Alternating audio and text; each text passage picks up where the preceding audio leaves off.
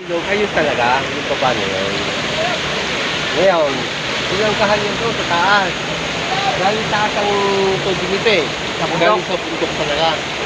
Ngayon, pagka umahon dito, ilang kahanyan ng mga bato.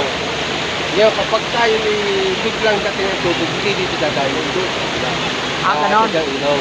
Oh. Kaya safe din, kaya nga lang, malabo. Okay.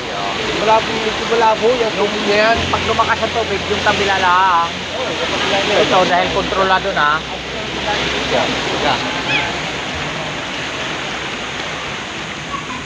Ayun, bitid yung naglaka dyan. Ayun, di nang daan. 100. Dati, sa Dalagina eh. Yan na napakahabang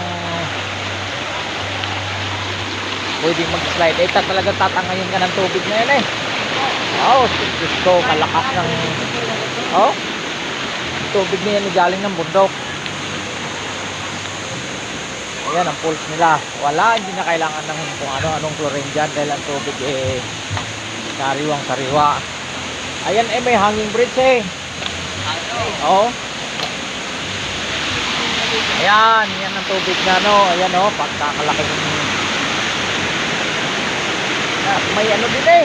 Pwede din naman tayo dito. Ha? Pwede naman tayo dyan. May babaan po dyan. Ayan dyan. Oo. Hidaan po yan doon. Maraming naliligo dyan kapag mainit na. Panahon. Kasi nga mga tao. Para mas masarap dito. Hindi rin maraming yan.